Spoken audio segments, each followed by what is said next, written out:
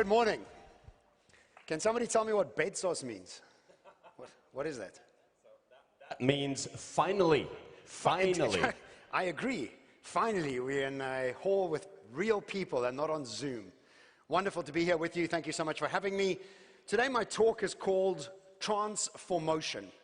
Obviously playing on the word of transformation because we are truly in the biggest transformation any of us here have ever experienced.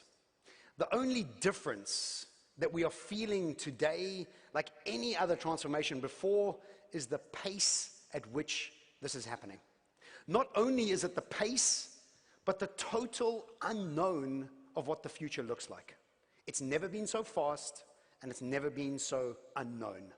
And so I'm going to spend 20 minutes with you trying to explain to you how we need to shift how we make decisions, what we define success to be, and how we can change our focus point and our behavior to thrive in uncertainty.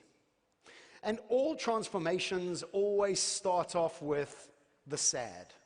Sad to be leaving our comfort zones, sad to be leaving our familiarity, and in this case, unfortunately, sad to be losing some people along the way. Sad to be seeing some businesses go under, and sad that the old world is not with us anymore. And once we've left the shore of sadness, we arrive at a place called the strange. It's strange because nothing makes sense. Everything is up in the air. Anybody heard of an NFT before 6 months ago? No. Anybody heard of $67 million being spent on an NFT? No. The beginning of strangeness is also here. And we still have a way to go until we get to the third stage of transformation, which is adventure. We're not quite there yet.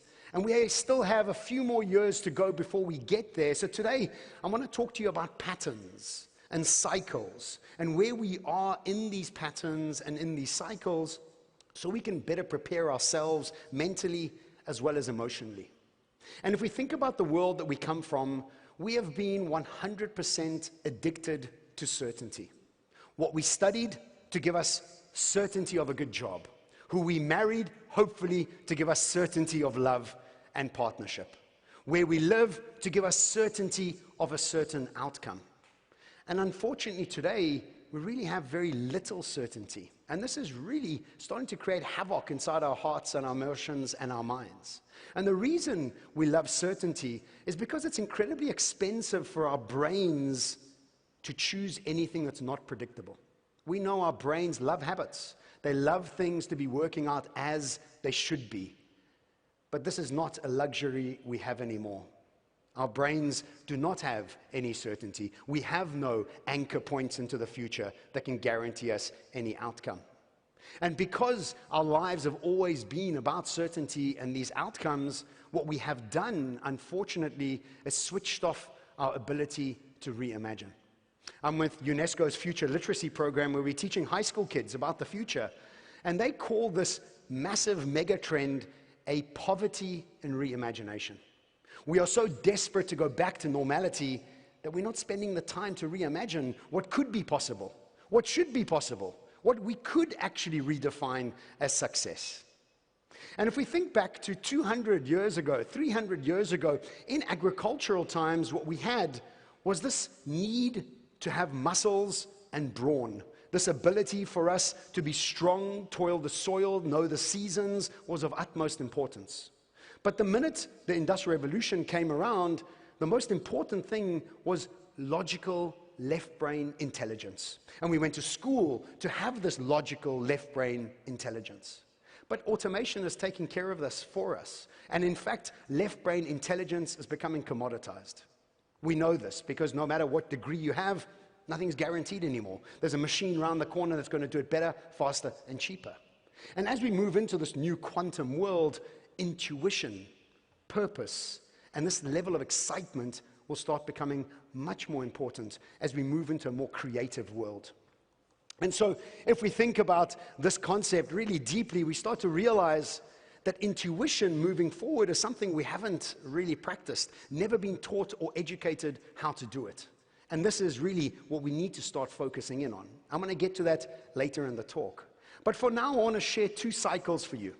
two patterns that we have that are emerging right in front of our eyes. The first one is a change of global business formations, or flows as they're called. About 40 or 50 years ago, the key global business flow was globalization. We all wanted to become more global in what we did, and it promised brand new riches, brand new partnerships between countries and companies, and it definitely delivered on that. 25 years ago, the flow started to shift a little bit, and the focus moved towards digitization. Having a digital-first business now seems obvious, but 20 years ago, this was a brand new thing for us to start thinking about.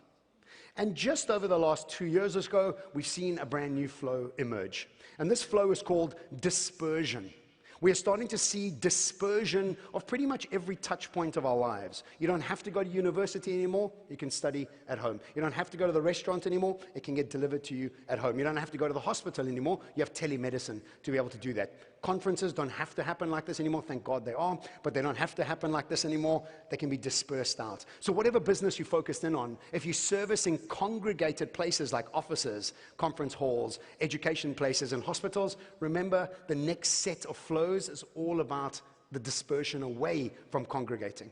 Now this has got pros and cons. Pros, flexibility of time, spending time with family, if you're in a happy family, otherwise it's a terrible thing. Spending time with family, having flexibility of your time, working on other things besides your career, these are fantastic.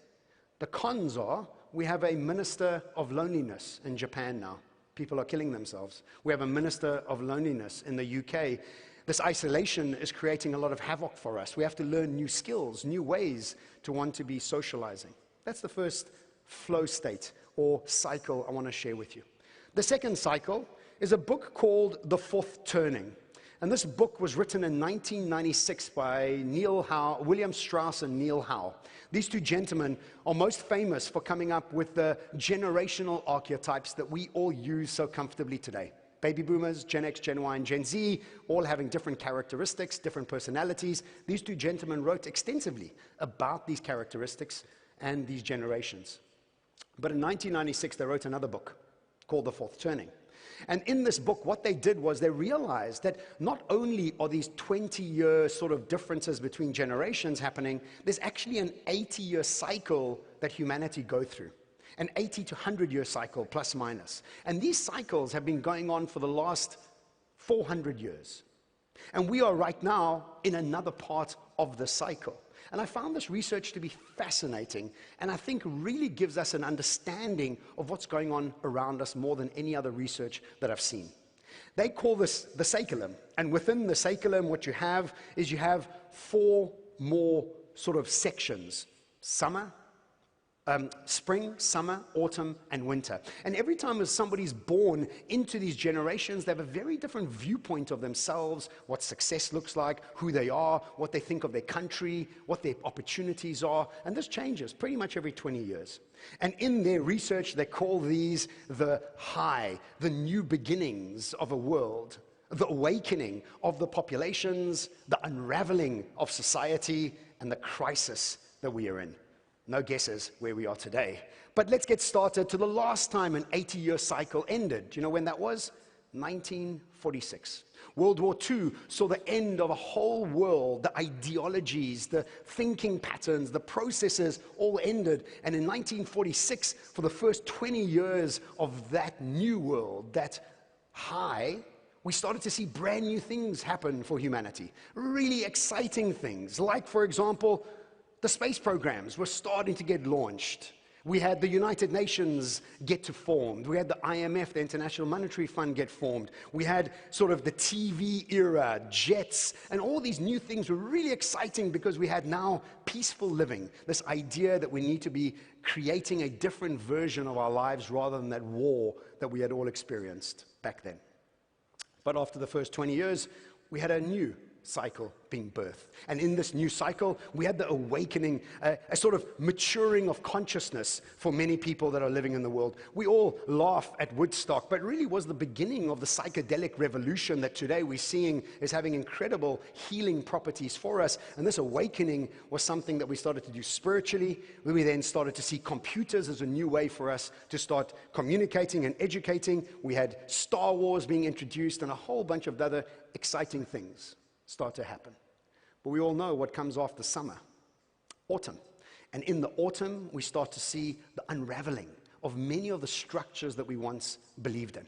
1989 was a big year. Berlin Wall fell, where we saw the structures of capitalism and communism coming into a blow, and capitalism winning for that period of time. We had the Tiananmen Square issues start to happen, where this was really the beginnings of China opening up from total communism to some quasi-capitalism type of system that they have at the moment. We had the Exxon Valdez happen, which was the beginning, the catalyst of the green movement that we are all so hungry for today. But this terrible situation that happened there was really us starting to realize the impact that business was having on nature.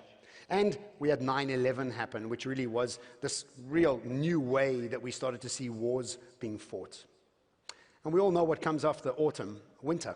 And this is really the crisis that they spoke about in the book. In 2008, they predicted this crisis in 1996. When this book came out in 1996, people thought, what is this rubbish? Everything's going amazing here. We don't need to read about crisis. But they predicted it. In 2008, financial crisis began. They predicted massive political divide and nationalism, and we know this around the world, which is something that's picking up. They predicted a war, and in fact, we have been in a war with an invisible enemy, not a war that we thought we'd be in. And we saw massive levels of joblessness and a whole new way of us trying to think about employment, entrepreneurship, and having an impact on the world, utilizing the internet, which was never really forced upon us until the last 18 months. What this is doing for us is giving us an absolute tough place for us to be as human beings, as we are having a real crisis in meaning. In other words, everything that we once trusted, we start to question. Religion, the fastest growing religion in the world is no religion. Politics, we used to believe it wholeheartedly. We don't believe it anymore. Socioeconomic systems, $1 trillion have been printed at a switch of a button. Education doesn't guarantee us anything anymore. Marriages are an institution that many people aren't even getting involved with from a young age. All of these things are creating a huge havoc around us in the world. Do you not believe the marriage scenario, sir? Have you just gotten married? Congratulations. It's not a trend around the world, but it's happening as a meaning and changing of meaning and where we are today. The problem is, remember, that they predict this crisis to only end in 2026 to 2028. We still have a few more years left of sad and strange before we can actually get to the adventure. And I hear this often in many conferences and workshops that I've given around this term resilience. And we must be resilient. We must fight through this. But I actually think resilience is a trap, not something we should all be focusing on 100%. Because just like transformation, resilience has 3 sections. When you are hit with a crisis, the first thing you need to do is respond and make sure that you've got yourself back to a place of recovery. And that's all we do. We stop right there. Respond and recover. We're back to normal. That's not the point. What we need to be doing is actually reimagining a world that's totally different, that we have the opportunity now to reinvent. We don't have to live the old world that we came from. And we all actually know, with all those riches, all that success, the world is taking more Prozac than ever before. With all those luxuries, more alcohol is being sold than ever before. Which means that, were we really happy where we come from? Or do we have to rethink things in a totally different way? And unfortunately, or fortunately, depending how you see it, we don't have a choice, because we've actually moved from a complicated world towards a complex one. And there's foundational differences for individuals as well as organizations to understand the differences between these complicated and complex worlds. You see, in a complicated world, the world we come from, the world of industrial revolution, linear innovation, this world had in it patterns that repeated themselves. And because it had patterns that repeated themselves, we could utilize Excel spreadsheets, mathematics, and accountants to extrapolate the past into the future with some minor deviations, and you'd have a successful 5-year plan. We know this today to be pretty impossible. In a complicated world, you also have high levels of automation that automate a process that picks up on patterns that repeat themselves, because that's what automation is all about. And finally, at the very essence of business, In a complicated world, the most important thing we could do is focus on economies of scale and efficiency. Why? In a world that's repeating itself continuously, all you want to do is increase your sales, cut your costs, and bring about as much efficiency as possible. A wonderful business model that served us well for 200 years. But we're moving into a new world, a complex one. And in this complex world, the rules are different because you have some patterns, but they don't repeat themselves. And because of this, you can't use Excel spreadsheets, mathematics, and accounting to work yourself out because now the future doesn't look like the past. You can't extrapolate the past into the future. And there is no technology that's automated this process because automation requires patterns to repeat themselves. And if there's no patterns and they're not repeating, it's not able to be commoditized. And the foundation of this business model is very different. From economies of scale, we have to move to economies of learning. From efficiencies, we have to move to robustness. So in other words, economies of learning has two meanings to it. One, how quickly can you unlearn to relearn? A very difficult thing, especially for older men. I'm being one, that's why I can say it. But the way we think is like it's set in stone, and for us to unlearn stuff is incredibly hard. We're not as agile as we need to be. And economies of learning also is utilizing machine learning and data points to learn what your customers want before they even know they want it. Let me land this for you with an example.